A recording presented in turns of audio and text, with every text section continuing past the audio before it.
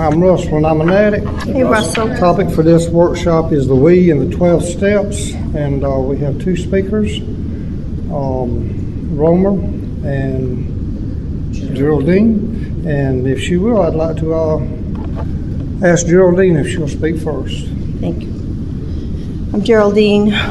I'm an addict. Hi, Geraldine. And I'm truly here through God's grace, His mercy, and the fellowship and program of Narcotics Anonymous. And I need to stand up because I feel boxed when I sit down when I'm giving a message. I just need to have some freedom, you know. But I'm grateful to be here, and I want to thank the Georgia Regional Convention of Narcotics Anonymous to invite me to this convention. I am new to Georgia. I'll just give you a little bit of history of where I come from. I was born and raised in Massachusetts, 52 miles south of Boston, Cape Cod. And when I got clean, I moved to Boston, Cambridge, and actually Boston, and I've been there for the first 20 years of my recovery, and then I came here in July. So I've been here since July, and I like it here, and I don't plan on returning to Boston, Massachusetts. And I'm real happy to be here. So this is a we fellowship. When I got here, they told me that together we can, alone you can't. So I know that in the steps, every step starts with we, except for the 12th step, and there's a reason for that. So in the first step, it states that we were powerless over our addiction and that our lives had become unmanageable. And what that is like, for me, it's like the surrender. The first thing that I had to accept that I was an addict, and then I had to surrender, and then I had to, do what was required of me here, And in the second step, it's we came to believe that a power greater than ourselves could restore us to sanity. And that's where I was reintroduced to the God of my understanding. Because I know that, I didn't know that when I got here, but I know now that without God, I am nothing and I can't do anything without Him. So He is my power, He is the source, He is the strength, He's everything to me. And in my recovery, I've grown to develop a relationship with the God of my understanding. And then in the third step, it talks about how, we made a decision to turn our will and our lives over to the care of God as we understood Him. And in that state, in that step, I learned about trust and I learned about faith. And so in the first step, it's, we can. The second step is we can. And then in the third step, we should let Him. And so it goes on to the fourth step where we made a fierce and search and moral inventory of ourselves. The fourth step was a step that, and I heard someone share today about, step 4, how everyone, we're afraid to do step 4, but step 4 is really about I'm peeling the onion, taking the layers off, finding out who I really am, why I really used, in the first place, how did I get to where I am, and in that step, I learned about that I wasn't all that bad, that I had some assets, and I still have those liabilities, but I have a choice to not to act out on or do what I'm not, what I'm not supposed to do with them, So, and then in the fifth step, it talks about we admitted, to God, to ourselves, and to another human being, the exact nature of our wrongs. So, with that, it was I had to always admit to God, admit to myself first. Because I need to be true to me first. If I can't be true to myself, I can't be true to nobody else. And in that step, it's, with God and, working a 4-step. Some people, think that the 4th step, you work a 4th step, it's just like the 5th step, but it's really not like the 5th step, like the 4th step. The 5th step is a whole step by itself, which has a whole bunch of meaning about, the God of my understanding and me getting to really know who He is and trusting Him. And then sharing that with one person. I remember when I did my 4th step, because I did it with my sponsor, a lot of, they said you can do it with the clergy, you can do it with somebody else. I chose someone that I got clean with to do my 5th step. And my sponsor suggested it because in the 4th step, I told her everything. And so I needed to walk out on some more faith and trust somebody else in this process. And I was able to do that, and it was something that I didn't even share in my 4th step. It was that deep, dark secret that I had in my, carried with me. And then in the 5th step, I was allowed to free myself in that step. And in the 6th step, it talks about that we were, when we were entirely ready to remove all these defects of character, but being entirely ready, for me, some of them I'm still not entirely ready to have them removed. And I know, like, when I do act out on those defects, I know that there's consequences and there's some pain that comes with it. So I know that my defects never ever go away. They stay with me. It's just the choice that I make how not to act out on them that keeps me in line and keeps me, recovering on a daily basis. And then in the 7th step, it talks about, being humble, humbly asking God to remove the shortcomings, so that I think about the defect, I don't act out on it, so that it does become a shortcoming, so that way God can really, really, do his work on me, But in that step, it's all about humility. It's about, just trusting God some more. Each step, as I worked each step, it just allowed me to, like, get closer and closer and closer to the God of my understanding. And then the 8th step, it talks about we made a list. And it says, our steps they're in order for a reason. So you work them the way you're supposed to. And it's just makes so much sense after you work them. When you're going back to work them, you really get a really understanding about why they're in the order that they're in, because you're in a place where, they make more sense. Because when I first started working the steps, I got clean, and my clean date is July 4th, 1994.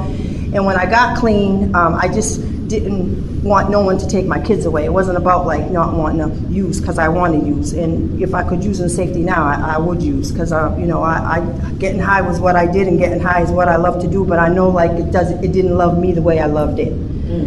So I knew that had to stop, And then when I got here, it was, I got introduced to this program, the other fellowship, through treatment, and then this program, and, like, I had a choice. And I was grateful for the choice, because the other fellowship is our backbone, where we came from, which I'm grateful for. But I know in this fellowship, it allowed me to be me, and it allowed me to, like, focus on me as me in the steps, because I suffer from a disease of addiction, which manifests itself in all areas of my life. It's not, and I hear people say, oh, it's not about the drug. It's always about the drug, because that's how I got here. And if I forget how I got here, then I'm going to go back and use drugs because I had forgotten. So for me, it's always about the drug, because that's how I got here. I didn't get here because I wanted to come, or, they said, oh, there's a great program, and, this and that. I didn't get here like that. I got here because I used drugs. I used and I lost. And I knew that this was the program for me. My favorite reading is, like, what is the Narcotics Anonymous program? And the speaker had mentioned it tonight, that, like, it doesn't matter where you come from. It doesn't matter what you did. It doesn't matter what who you can, whatever. We just want to know how we can help you with your problem. And for me, that was big, because I'm the 8th out of 9 children, so I have some history there with my family, and, like, I'm the only addict in my family, the baby girl, so, like, I got spoiled rotten. All, my family didn't really help me. They enabled me to be the addict, to be a good addict, the addict that I became. That's how I got a seat in Narcotics Anonymous, because I didn't earn it. I was blessed with a seat here, coming here. Like, I hear people say I earned it. I don't earn anything in this program. Anything in here, I don't earn. I have a T-shirt. It talks about, like, one fellowship, one program, and one promise. And that promise is freedom. Many gifts, but one promise. And grateful for that, to know that, like, that's what it is about here. I don't take my recovery lightly. I'm very serious about it. I do the same thing I did when I walked in the door. I sit up front. I don't go to the bathroom. I don't smoke anyway, but I don't do this. I don't get breaks. If I come in, I make sure I sit quiet. Like, it's so different being here, because in my other area, it was just like total chaos here. And I came here, and there's so much love, there's so much respect, there's so much for the disease of addiction, for the rooms in Narcotics Anonymous. The people are just it's a totally different kind of swag here in the South, and I'm just, like, really embracing it, because I'm on the next level of my journey here, because my journey is going to continue, a day at a time, as long as I don't use, And so in the 8th step, we make that list. And that list is, we just make a list. We don't make the amends in the 8th step. You know, I always hear people say, well, you know, we're on the 8th step, and they talk about, well, I said, you know, went and said, we ain't talking about making an amends. That's next. It's making that list. And I know when I make that list, even today, I remember my sponsor always said that you put yourself on that list. You have to put yourself on that list. And I keep myself on that list because I don't want to not ever want to lose what I have, and I always want to stay humble so God can just continue to do what he needs to do with me. Use me as a vessel. Use me, use me, use me. So I stay on the list because it talks about in our readings how, you know, we harmed a lot of people, but most of all, we harmed ourselves. I harmed myself. And I still harm myself today with clean time, being clean, because of those character defects, because I get this bright idea that says, maybe just one more time, Geraldine. But it's, you know, repeating the same things, insanity, and expecting different results. You know, I'm hard-headed. I'm really a hard-headed person. You know, I heard somebody share about, you know, hard head makes a soft butt, and it's so true, you know. But making that list is important. Like, and I want that list to stay minimal sometimes, you know. But sometimes I have to add people on that list. You know, and this program is a program of, progress. It's not perfection. I'm not perfect. I'm not going to do it perfect. I'm just grateful like that God wakes me up every day, gives me another chance, you know, to go on. If I make the same mistakes, I make the same mistakes. And if I don't, good for you. Yay, Geraldine, you did something right. The only thing I do right and I do perfect in this program is I don't use no matter what. That's the only thing I do. Because that is a must.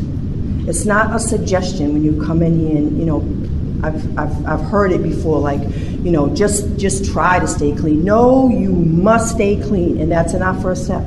It's in our first step when it talks about the powerlessness, and like if you stay clean, like everything else will fall into place, and that's when your life will begin. The new way of life begins, you know. And then we get to the 9th step, where we made amends to those we had harmed, you know, but most of all, we harmed ourselves. And, you know, making the amends, like, I still have some amends to make, you know, and sometimes I get caught up, and I turn it around, like I rationalize and justify it, like I don't have to, you know, I've been clean all this long, and if they don't understand it, and if they don't like it, well, oh well, and stuff like that. But it's not about them. It's about my spirit. It's about how I feel about me. It's about me, you know, loving them like God loves me. You know, I'm loving them like you all love me when I fall short, you know, with the ability to just get up and do it again, you know. So I have those amends, and, you know, I make amends to my family every day by just not using. You know, that's the amends I make to my family every day. I just don't use. And then in the 10th step, you know, it talks about that inventory that we make every day, it's personal inventory.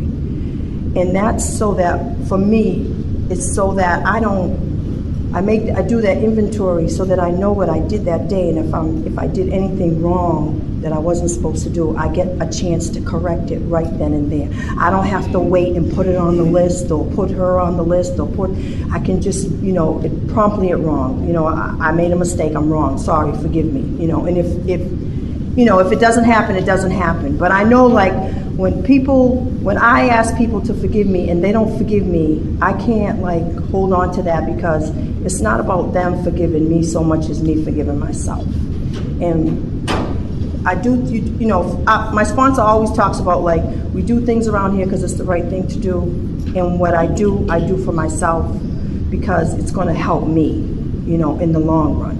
It's not about, you know, well, she did that to me. I'm, you know, an example, like someone, you know, girlfriend of mine, you know, she kind of like was stank yesterday, acting stank with me, and, you know, just kicked me to the curb because there's other people around. So I was sharing it with, you know, my 2 girlfriends, and, you know, one of them said, like, don't be her, because I said, well, I'm not going to talk to her, and I'm just going to, and one of them said, don't be like her, you know, and I heard that, you know, so I was able to text her, where you at, hi, blah, blah, blah, and that, and that was that. And then when she called me, I was able to, like, tell her about herself. Because I know for me, I want people around me that are going to tell me about me. If I'm acting a certain way and you don't like it, please hurt my feelings to save my life. Right. Please don't let me keep going around here doing things, and saying you're my friend and I got your back, and then here I am doing the stuff that is not spiritual in nature, and I could be in a relapse mode.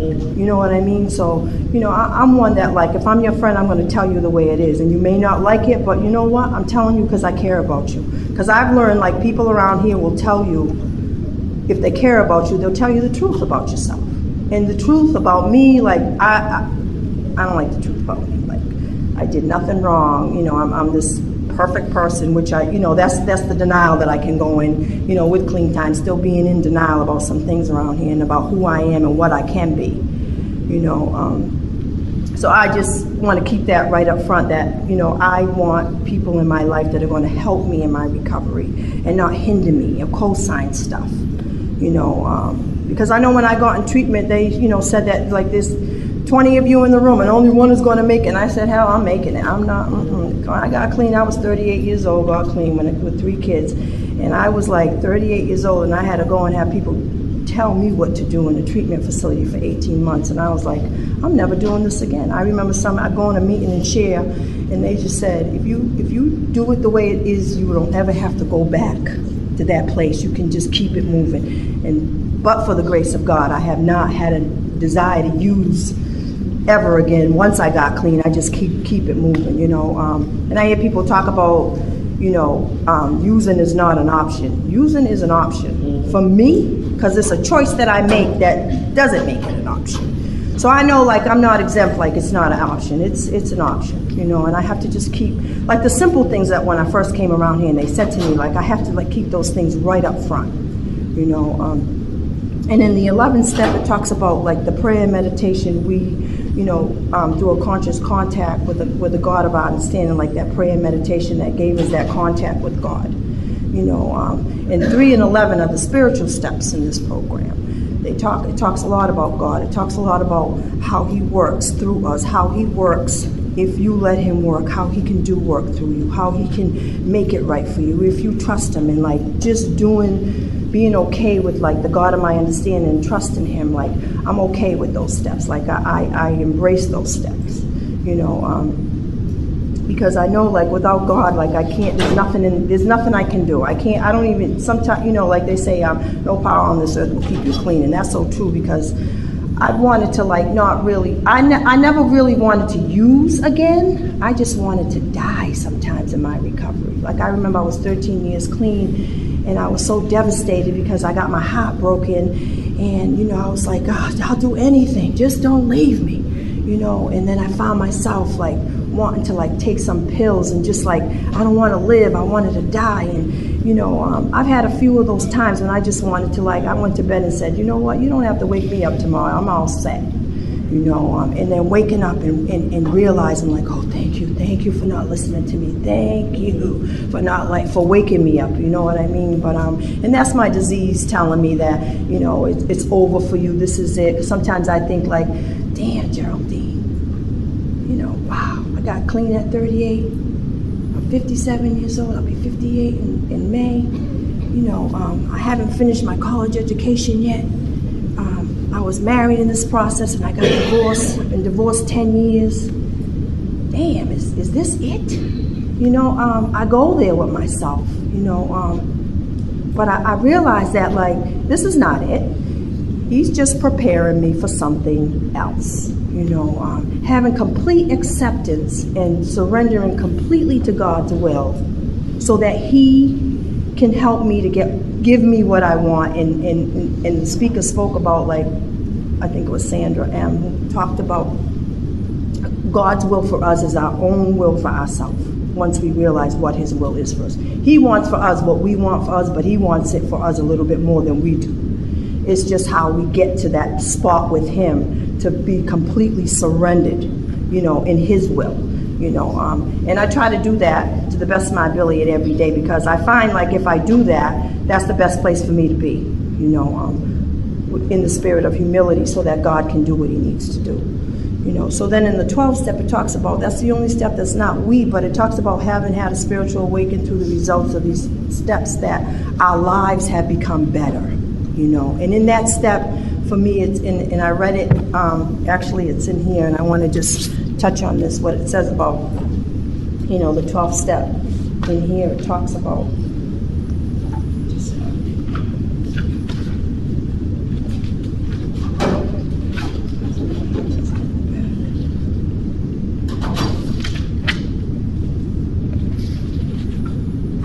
I know it talks about love.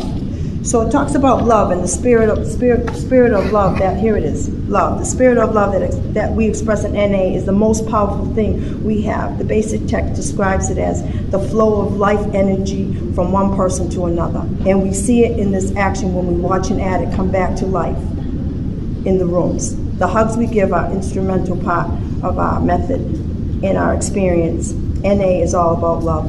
When we are practicing 12 step to a best of our ability, love becomes central to all that we do. And that's it. Like once you know, in 12 step, in the 12th step of having had a spiritual awakening, it's about the love that we've, you know, in the first step, you know, when you don't have any love, but you think you do, but you don't. And then you just gradually, each step, you gain a little bit of love. And when you get to the 12th step, there's the love. You know, and then you realize that, wow, it's not so bad being here. Wow, I really like being clean. Wow, there's so much more that I can do in my life. Even if you are 58 years old, you still got a life. You still, you know, God woke you up. Any day above ground is a good day. You know, and I'm grateful for this program. You know, I'm glad that like the room is empty because I was really nervous, and I said I'll pick a late spot so that everybody will be in the dance, and you know. But as I keep coming to the fellowship and coming around, I realize like my message is my message. This is my story, and if I help one person, you know, in this room, one person, that's it. Like I've done my job, you know, and I'm real grateful for this process of recovery. And as long as I don't use a day at a time, I'm going to be okay. Thank you for letting me share. All right.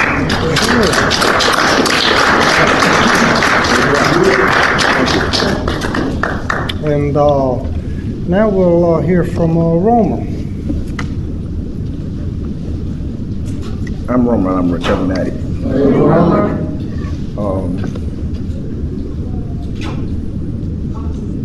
You know, our literature says that we didn't come here brimming with love and honesty and trust and all those good qualities.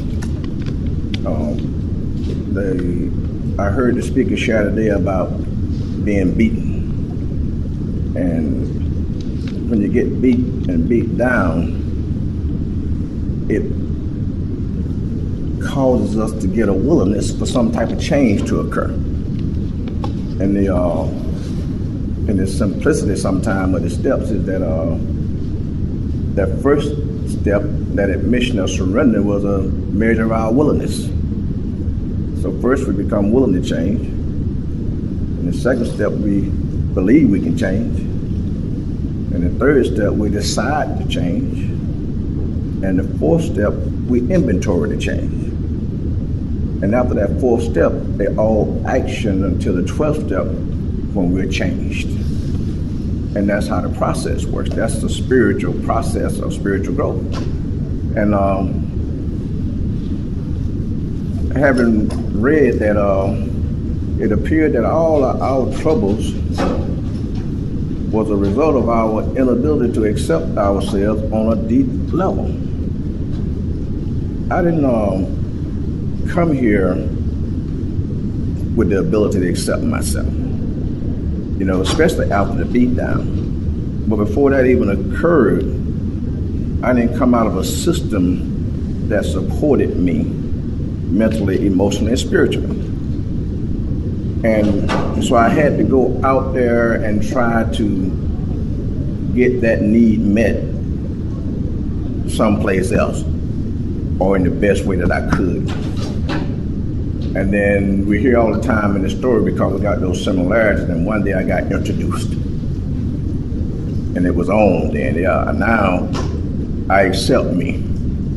But am I accepting me, or am I accepting what I became as a result of what I did? And that's where the literature kind of threw me for a loop for a minute, because you know that thing is paradoxical. It says in one thing that would mean that we would power over our addiction and our lives become unmanageable. And then somewhere later on there it says, well, the drug was not our problem, it was our reaction to the drug. So when I put this stuff in me, something happened.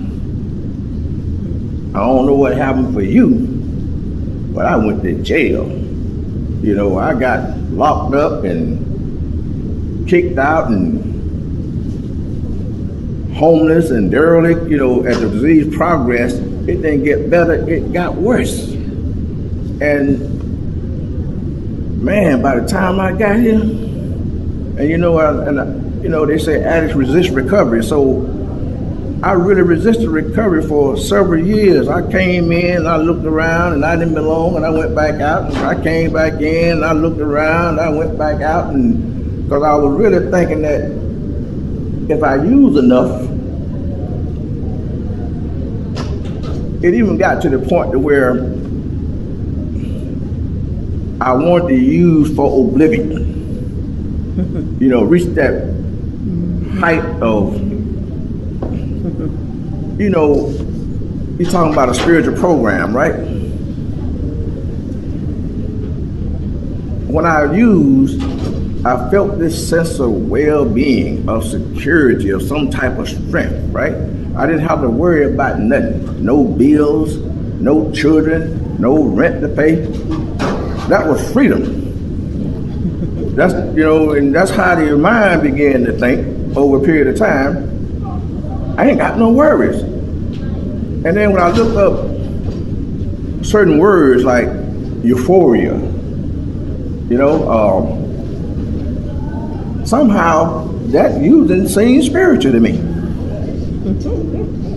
You know, you want to, you know, euphoria, you get this heavenly feeling. I don't know, y'all know what I'm talking about. I'm talking about what I'm talking about. You would get this heavenly feeling from using, and who don't want to go to heaven? So every time I use, I go to heaven, but then I didn't want to come back. But heaven didn't last but a few minutes. And so that's what I kept trading for. I would have died just to get that feeling one more time. And I remember one time when I got that feeling to the maximum, and I decided that how I did drug was how I did drug, but the way I did it was a way that it was scary for some folk. And so I did it, and I got this feeling, and I'm already geeked up. And it's like, I'm gonna use some more.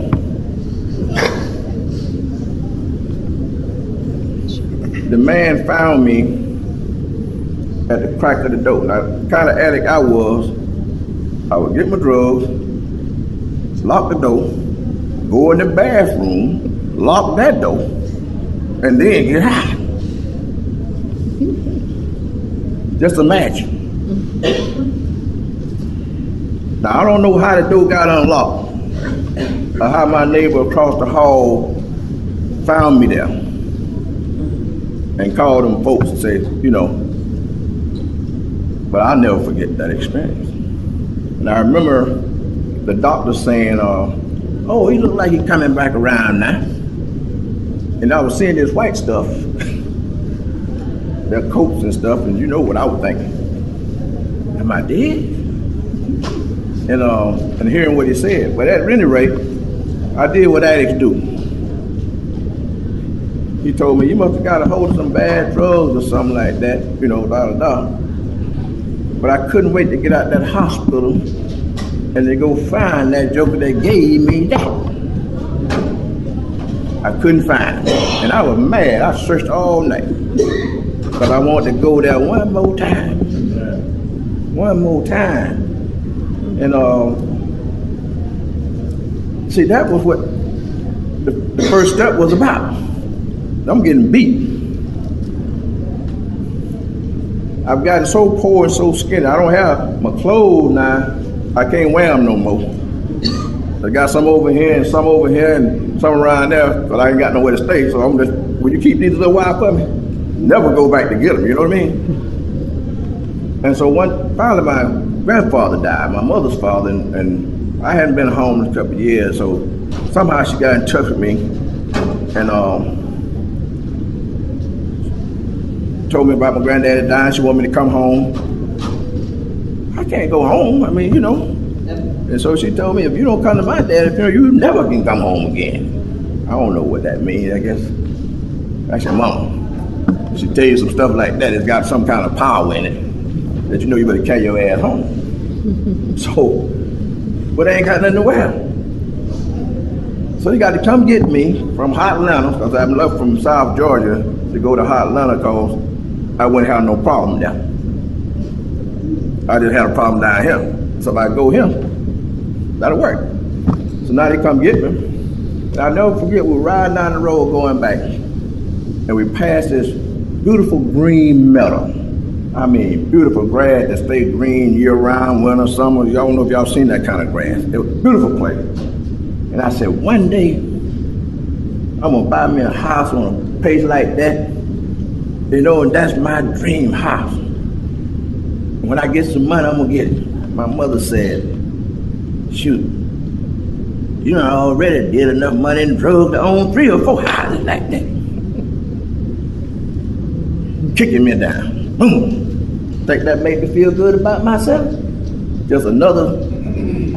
That's how she was. Y'all ain't had no mama like mine. My mama had no mercy. You know, if I smoke cigarettes, I have like, need a quarter short. Mama, give me a quarter. Better get somewhere. I'm glad she was like she was. You know, because I had to get out around that woman. And I remember getting in my mind, thinking about, I want to kill her. Because she wouldn't do it, act the way that I thought she ought to. Now this is how the disease has manifested itself in my mind, and it's got me insane. So now I got to get a step to help restore me to some type of sanity. Now you recognize the steps were written in past tense. They were not written in present tense. The steps were written in a way that say they already did this right here. So when they're talking about they already did it, that was a whole lot of folks who had already done it by the time I got here, the we of the program, right? So they said, look at it, let's make it easy for somebody like this joker right here. Let's write a book, you know? And then they put somewhere in the literature where it says a set of principles written so simple that you can follow in your daily life. So they gave me the book of instructions.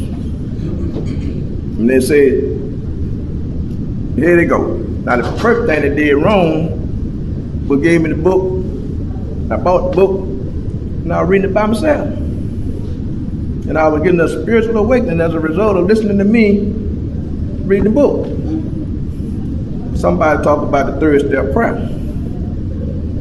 And I was sharing with another guy the other day. I said, you know, the 3rd step is really not a prayer. It's a statement. It didn't say God, like God grant me the serenity.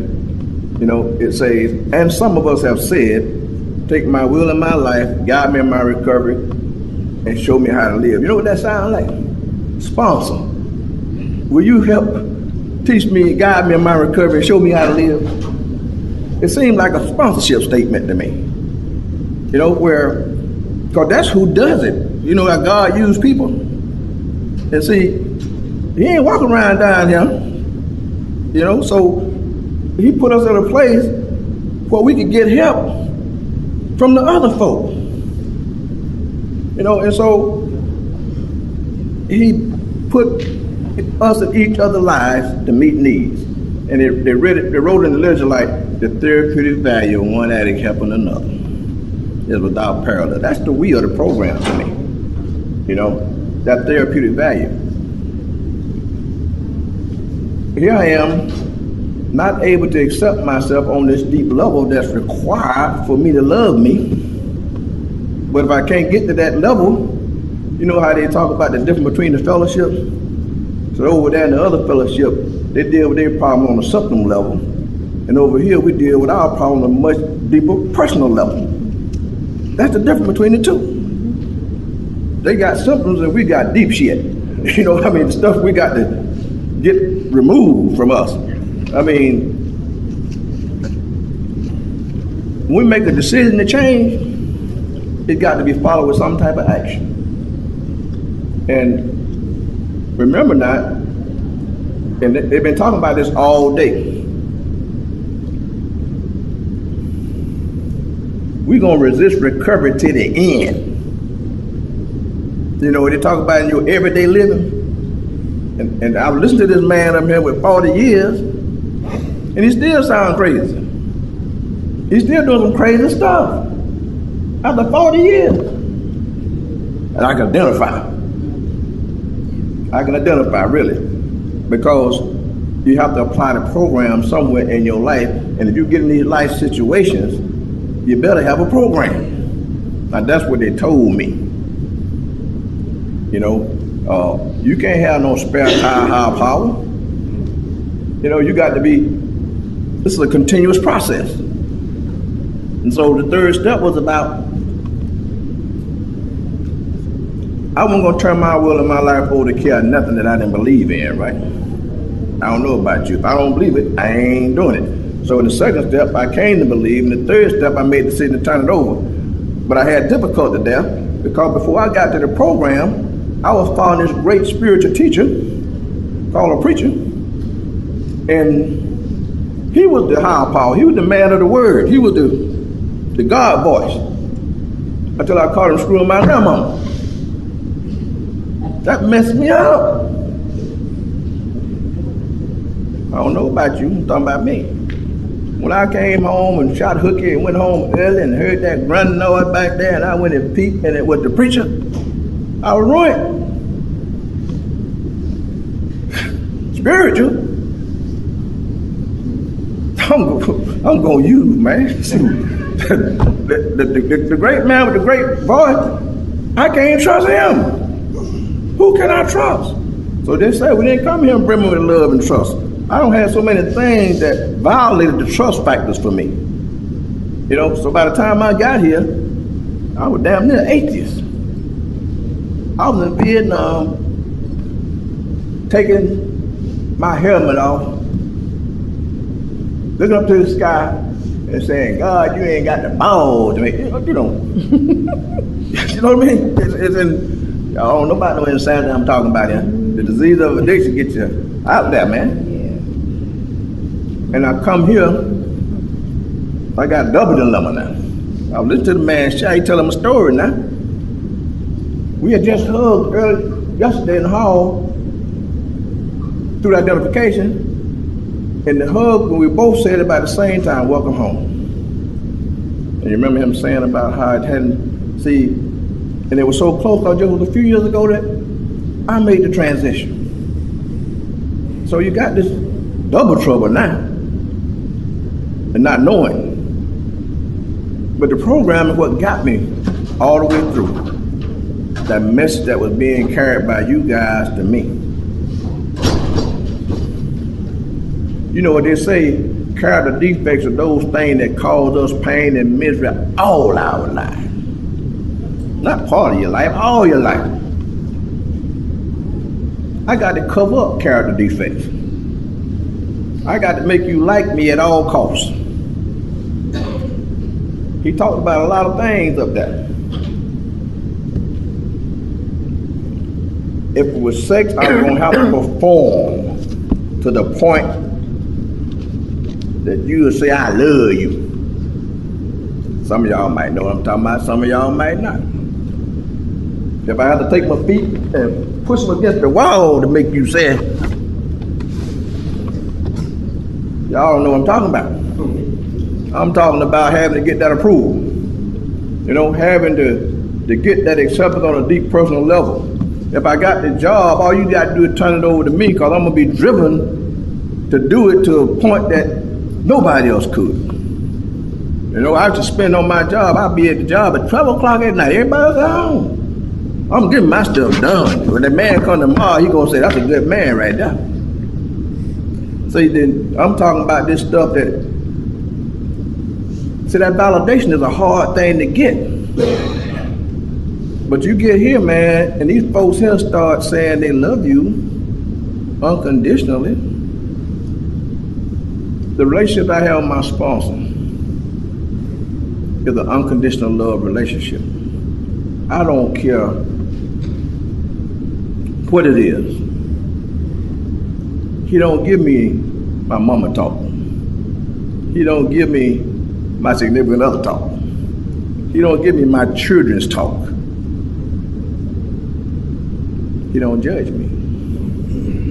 And as a result of that, we grow closer as men. And I'm learning how to be a man through that process, through the wheel of the program. You know, I heard them talking about how they were getting together. We do that too.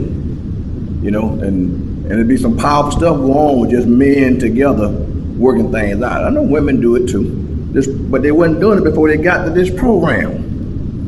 You know, guide me in my recovery, show me how to live. I remember I could be sitting back, when we were in Atlanta, we had never had a woman to the meeting. And one day 2 walked in. You ought to seen about 20 of us. And they were running over each other to get to the women. Well, it was insane. You know, they got hooked up quick as they could. For the first time we seen the women in that meeting. And what we act like animals. You know, when they enter the road, you see the person of the human being either with or without. This is without. But look at them. Woo! And one of them was my sponsor at the time. But man, the disease doesn't take no prisoners. It wasn't long before they had runny nose. Both of them. And I learned this lesson about, you know, sometimes we get observed experience. You know, where you can see something and say, I know how to do that right now. When you get in desperation, I don't know if you ever sat by somebody in desperation, but the literature told me, say, addicts seek help in desperation. Y'all told me that. It was the wheel of the program that told me this. Now, because I done had none of this knowledge when I got here about what was going on with me with the disease. I really was dealing with it on a simple level. But then I had to get real. Get to that deep, personal level. You know, it's bad when you don't like yourself. You know, but one thing the program allowed to happen in my life was this. It gave me the wisdom to know the difference. See, I came to my new saying. I like to be around people who make me like myself better. I think all of us would like to be around people who make us like ourselves better.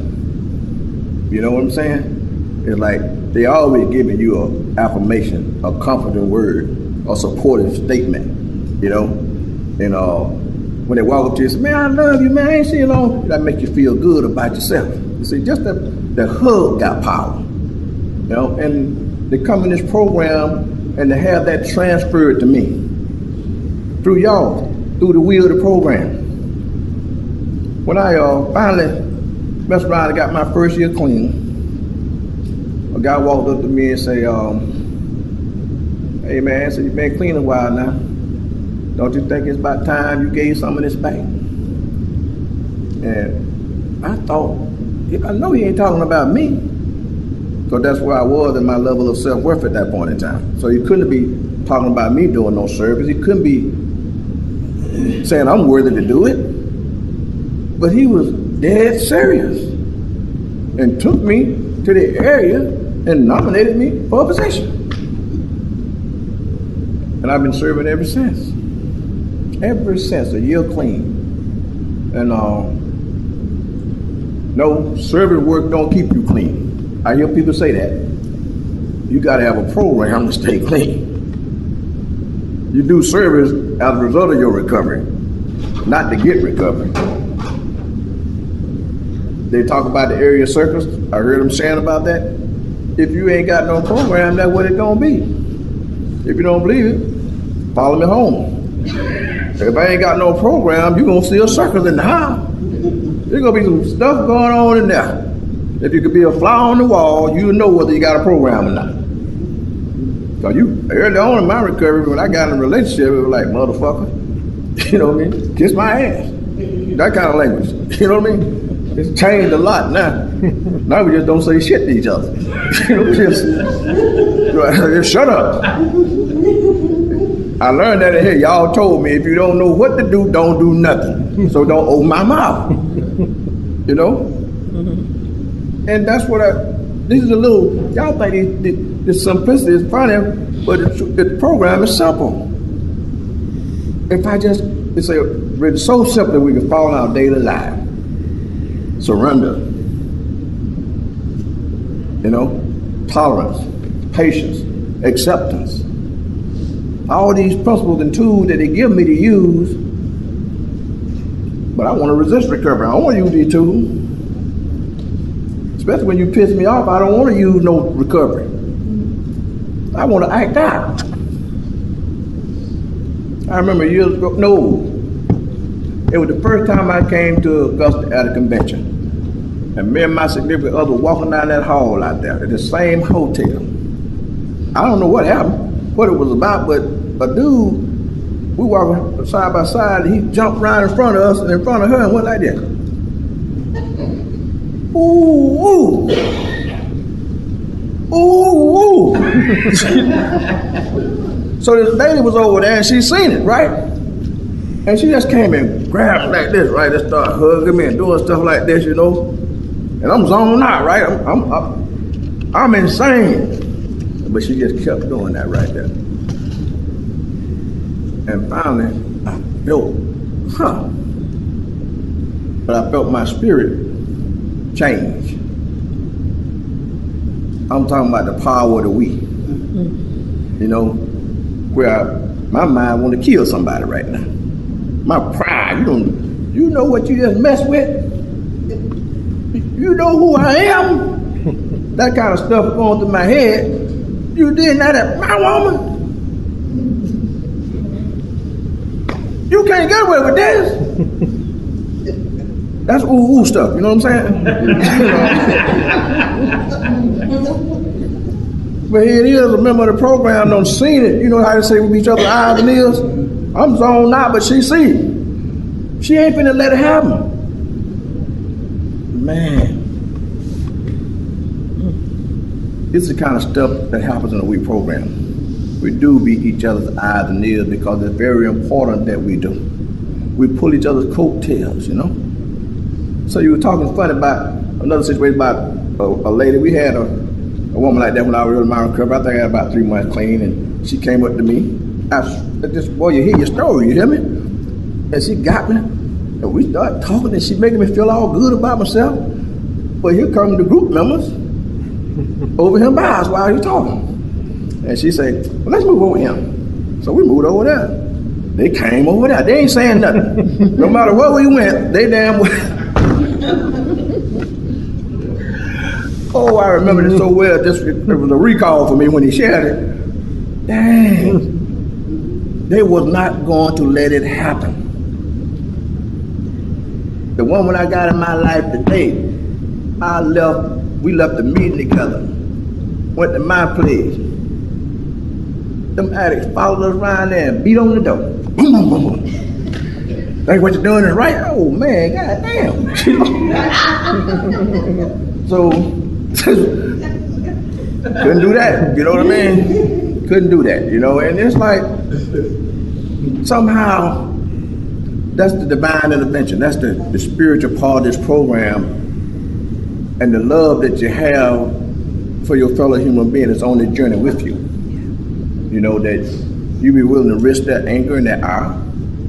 You know, you're going to jump in the middle of that feel-good moment, you know, and let them know that they're just using a person, place, or thing, you know, and take the time to share that with you. You know, not just say don't do it, but tell you what the reason they suggested that to you. And you grow from there, you know. And the wheel of this program has that kind of power. You know, and if you want what we had to offer and are willing, because this thing starts with willingness, that first step is about willingness. If you want what we had to offer and are willing to make the effort to get it, then you're ready for the steps. But you got to have the willingness before you get to the steps. And God will honor your willingness. That ain't my statement, that's a fellowship statement. I heard it in a meeting, and I held on to it. And all I knew that I had to stay willing because that was my way out. You know, I'm the guy who was trying to kill himself, who was trying to find that nirvana, that oblivion, but yet the other side of me wanted to live. And do you know, when you lose the desire to live,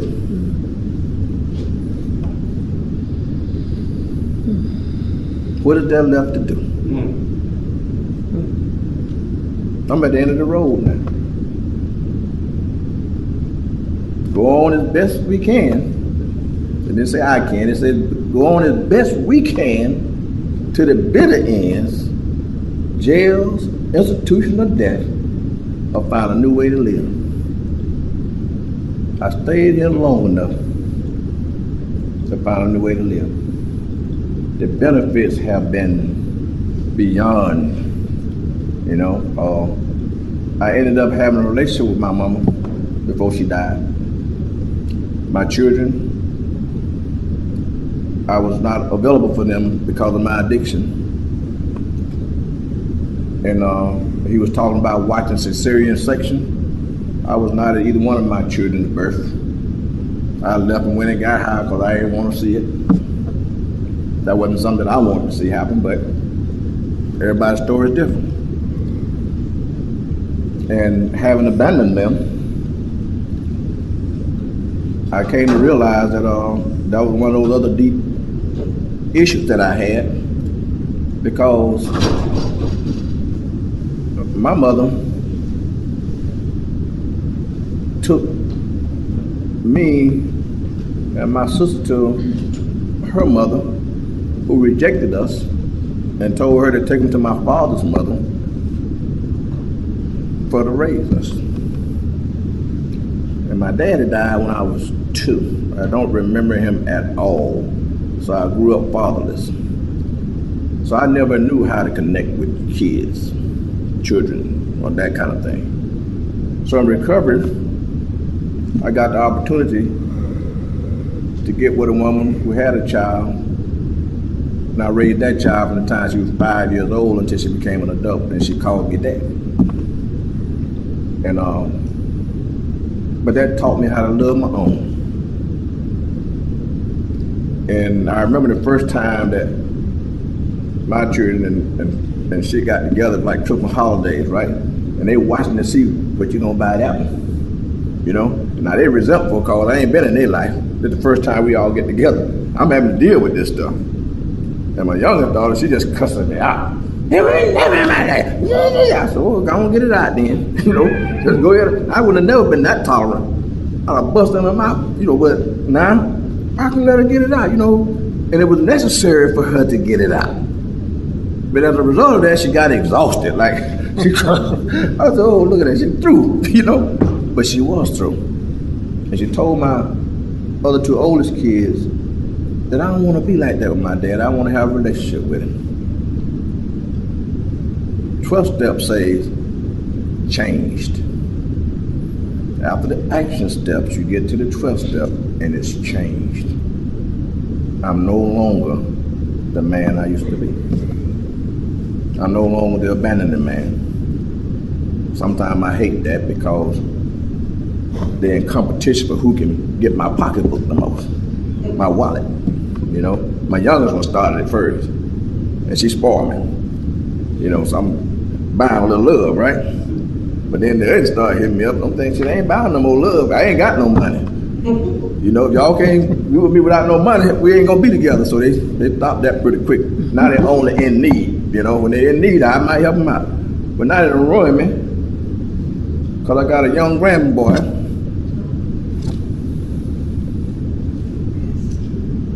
Yeah, now. And they tell him all the time, you just like your granddaddy. That boy ain't seen none of my life. But you know what he be coming like? He already a ladies' man. I swear to God, 3.5 years old. He loved women. Papa, that man was talking about today. I had to buy him what that thing was. Some $200 or $300 gift. He gotta have it. I call my daughter, he answering the phone. I'm talking about a $400 phone. This little boy can do things that I can't do.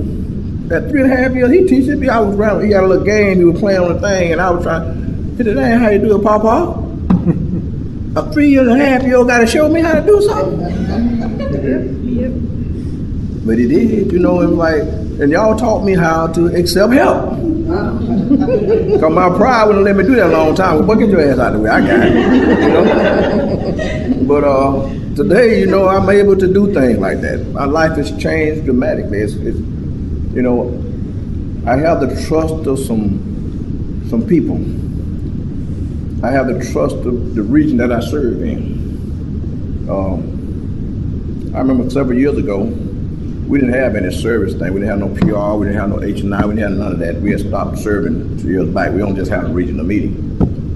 And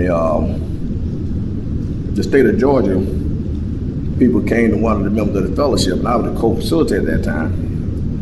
And I happened to be at the same training that they were on my professional side.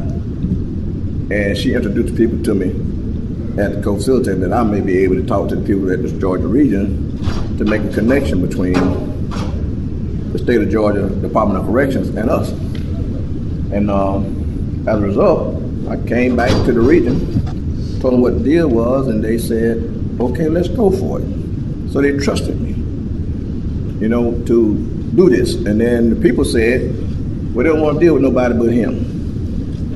And so that's like that single point of accountability. And they trusted me with that. And we had this awesome training here at the region where, the place was full of people who came to get trained as volunteers to go into the prisons in the state of Georgia. We never had addicts to do that before. They didn't trust addicts. The conversation we had with them at that time was, if you was in that other fellowship and you got like the charges they had, like DUI, whatever, it didn't mess them up like us.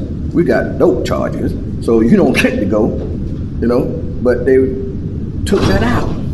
All because we got the interaction, all because we had the trust factors involved. They trusted me and them folks trusted me. You see how it worked? And it was on.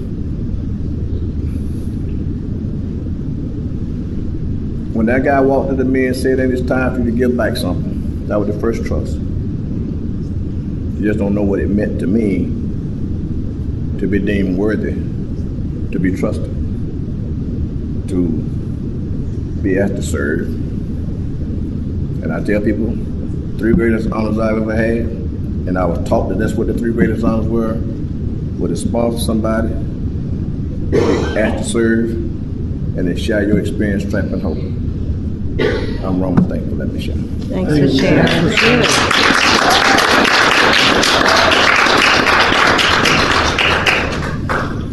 I'm Russell Maddox. Hey, Russell. Hey, Russell. I too, I'd like to share a few of my personal thoughts as far as the we. The program itself, to me, the program is the steps, and I've tried it. I've tried to sit down, read them steps over and over and over and over, work them by myself. And it's like every time I tried that, no matter what I'd done, I always failed at it. Something would happen. I got thinking, well, I'd done it wrong. So I'd ask a few people, and I'd come back and I'd change a couple of things and do it the way I wanted to again, and it still failed. And it kept on and kept on and kept on. Nothing ever really made sense. I didn't understand what it was I was missing. I had seen these people, that had like 20, 30 years clean and stuff to tell me, it works if you work it. Well, here I am, I'm working it, something's not happening. They kept talking about these miracles. Don't leave 5 minutes before the miracle happens. And now it's a big joke with my home group and everything, especially with Gretna and all. I rush up here because I'm so afraid there's going to be a man at that front door with a box of miracles, and he's going to be out before I get there. So I rush to the meetings and I rush to conventions and stuff, you know, just in case he is there. I'm going to get one of them, you know. But my understanding today of miracles is completely different from what I used to think it was. I used to always think that a miracle happened whenever a child was cured of cancer.